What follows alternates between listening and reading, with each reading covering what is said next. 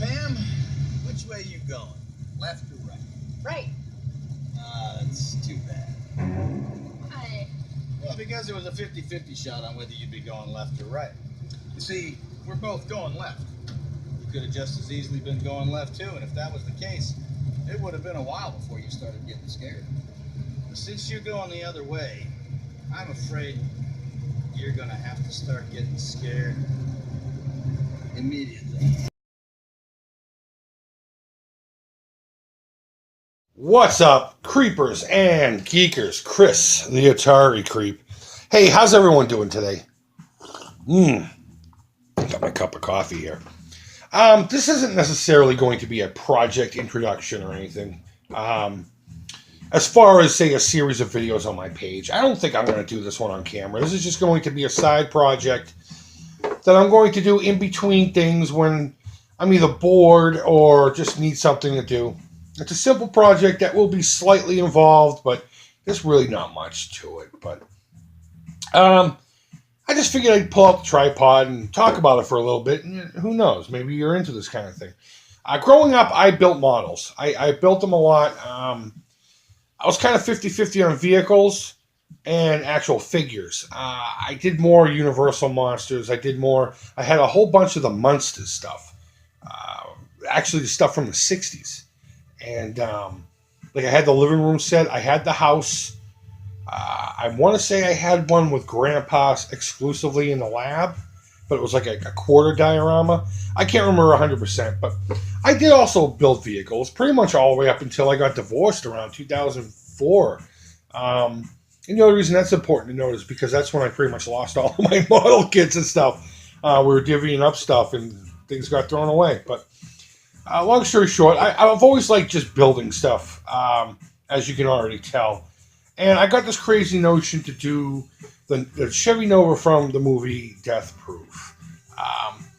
It's a pretty simple car. I mean, there's not much to it. It's to the point. You look at it, you know what it's all about. It's about muscle, and it's evil.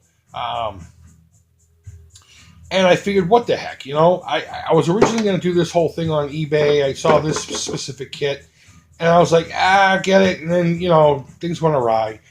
And the lady and I were in Michael's the other day, and this wasn't here about a week ago, 2 weeks on their shelf, and I noticed it was there this past weekend. So I said, fuck it, I'm just going to grab it now, only because normally, and this is the type of thing that I do all the time, I don't pick it up saying I will come back for it, and then it's gone. So even if she was just like, just grab it, dude, just grab it. So I did, I grabbed it. I haven't done a model car probably since the early 2000s.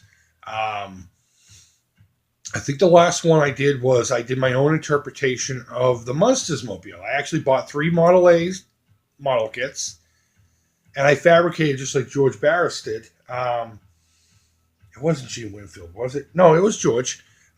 Just like he did, you know, in real life with the real cars. And I mean, it didn't come out perfect, but it looked awesome. And that's the type of stuff that I like to do. Another good example, and it's ironic that the theme that Christine is playing in the background is, you know, when I was building these models back then, there really wasn't a Christine kit that you can buy now. But there was a 57 Bel Air kit, if I remember correctly. That was the year, make, and model.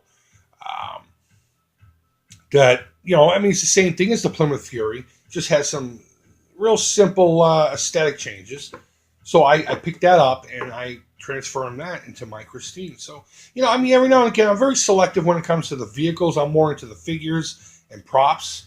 But every now and again, I'll take on a project like this. And I'm not necessarily going to document this on video. I mean, unless, of course, everyone screams, no, I want to watch you do that. Because it's really just going to be a simple build. There's not going to be too much fabrication aside from doing a roll cage on the inside. I got to make a crash box with plexiglass for the passenger side.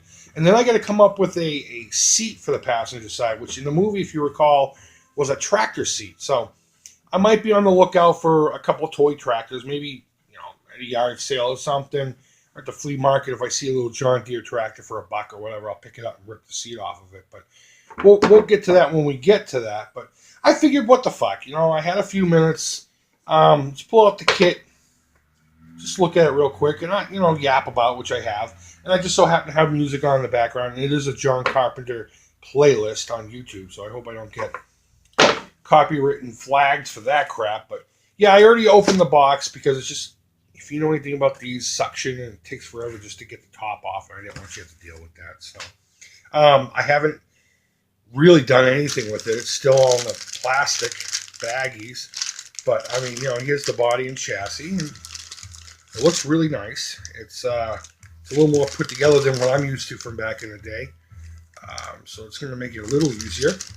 But, yeah, I'm really excited to get in on this. You know what? Let me start at the bottom so I can put the stuff back as I go. And I'm going to leave this out. So here's some of our chromey pieces. And this is what I think is cool. You could build one of two cars with this thing. You could build a stock SS or a kind of a rally car with, it's got the cowl hood and all that stuff. But I'm going to be using the rally wheels, just like in the movie. I think I'll just save these for kit bashing or something later on. Who knows? If anybody out there does models can use these kind of rims, let me know. I'll send them out to you or something. Where's the bottom? There it is. All right, so we got some more chromey pieces. This is another thing. This model kit has a couple of issues with it that's not going to be screen accurate. The hood in particular and this grill. If I recall, the movie car didn't have an SS badge, and I was kind of hoping that would be a separate thing, but I guess I can live with that. No big deal.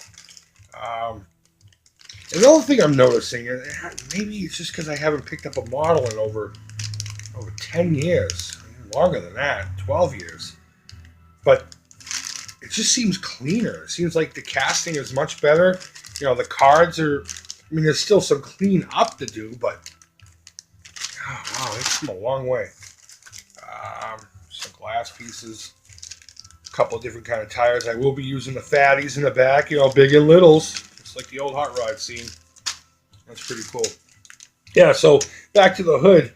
I have two choices. I have a cowl hood, or I could just use the standard flat hood. But this one has, vents over here, which the movie car did not. Maybe if I get the skull and lightning bolt decal, I can maybe cover that up. I'm not going to go so far as to try to fill that and sand it down.